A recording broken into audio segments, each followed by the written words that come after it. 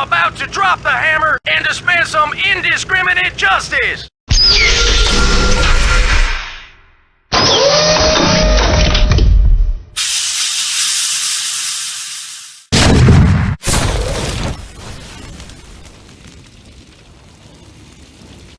Good morning, everybody!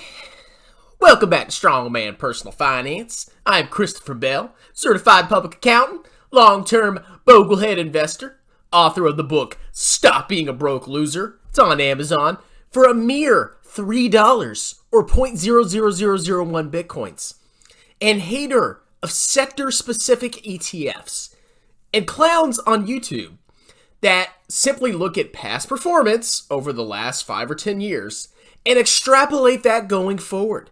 And that's how they determine their investment recommendations to you, the clueless YouTuber that has no idea what's going on. Now today, we're going to talk about one of the most ridiculously dangerous and bad ETFs out there. That is the Vanguard Information Technology ETF, also known as VGT. Now, you may think I'm jealous because this ETF has been on a freaking tear over the last 10 years. But that is not the case. I'm going to go through this ETF and I'm going to explain to you why this is extremely risky to buy right now. And, well, you'll just have to see, okay? So what is this? I mean, you can read the title, but, I mean, whatever. Let's actually go into the details. It seeks to track the performance of a benchmark that measures the investment return of stocks in the IT sector. So I'm a boglehead and I own every company in the world at market cap weights. This kind of investing is contra to what I believe in because what you're doing is you're highly concentrating yourself in one sector of a very diverse economy in one country. And people do this because they look at recent past performance. Now, if you decide to tilt to one sector of the economy in one country, you need to keep that to a very small percentage of your portfolio. The core of your portfolio should be in total world index funds because sectors rotate.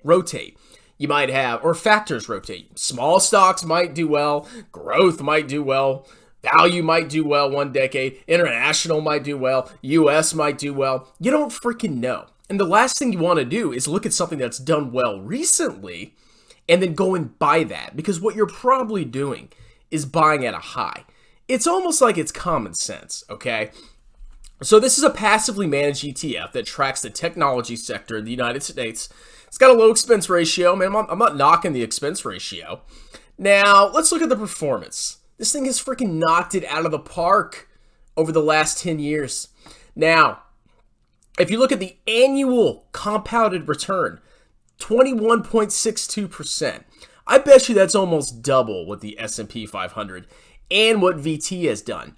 And that when you're compounding such a high rate of return, you're going to see massive increases. For example, if you had invested $10,000 10 years ago, you would now have $73,000. That's pretty freaking ridiculous, okay? And that probably tempts a lot of people to want to buy this because they think, well, since this happened in the past, this must continue on into the future. You know, ignoring the tech bubble and all the other crashes that have happened before where technology stocks drop, 80, 90, 100%. Don't worry about that. Now, let's go look at the performance compared to VT. So here we have the blue line, which is VGT. That's the technology ETF. And the orange or yellow line, which is VT. Now, you may look at this and be like, Strongman, you are the dumbest person on the freaking planet. If you had instead bought VGT, you would have $73,000 out of your $10,000 initial investment versus $27,000 for VT.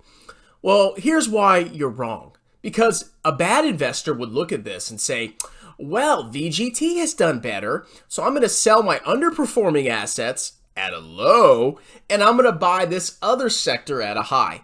And I guarantee you, if you freaking did that, what's going to happen is that sector is going to be flat or underperform the market going into the future.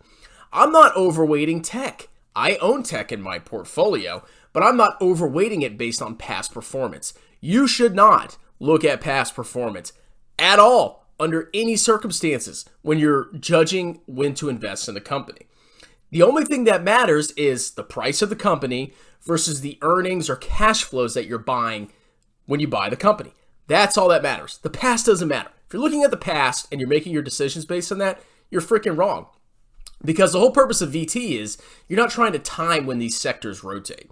Now, do I think this ETF is going to crash into oblivion? I don't know. It could. And I'll show you why in a second. But even if it doesn't, I'm not taking the risk of trying to time the market, which has been proven over and over again that people suck at, okay? So I would not buy this ETF. It's insane how much this has run up. And I just can't see this kind of compounded 20% growth continuing forever into the future. Now, here's my final argument against this ETF. Why this is so ridiculous. Look at the top. Okay, so let me orient you. So on the left here on ETF database, we have VGT, and on the right, we have VT. VGT, the technology ETF, has 359 holdings. VT has 9,027. Wonder which one's more diversified. Now, look at VGT. Look at the top two stocks. Almost 20% of this ETF is in one freaking company, Apple, and 16.47% is in Microsoft. That is insanely over-concentrated. If you buy this ETF, you're basically buying 36% or 36% of your portfolio or your investment will be in two freaking companies. So if anything happens to Apple, I mean, it doesn't have to go out of business, but maybe conditions change, or maybe growth expectations are proven to be wrong, or Microsoft, you're gonna get freaking hammered, okay? You never let more than 5% of your portfolio go into any one stock. In VGT, almost 20% Apple, and almost, 16, 17% Microsoft. That's nuts. Compare that to VT, you still own Apple, but you only have it at 3% of your portfolio instead of almost 20%, or Microsoft 2.52%. And you also get exposure to other companies around the world, not just the dominant tech companies that have had an amazing run over the last 10 years that may potentially revert to the mean going forward. Jesus, I mean, like, how can you possibly take this kind of risk with VGT? It's just insane to me. So, in conclusion, the Vanguard Information Technology ETF, I would stay away from this. If you really want to take the risk, keep it to 5% of your portfolio, and then the rest should be in a total world index fund, because this kind of performance, you can't look at the past performance and extrapolate that forward. That's not how investing works. It's all about what you're buying. It's all about what you're buying and the future cash flows that you're getting by buying that investment. Anyway, that's it, ladies and gentlemen. If you disagree with me, you can leave a comment. You can go YOLO VGT. I don't care. Like the video, subscribe to my channel. You have a wonderful, delicious, superstitious, cockalicious morning.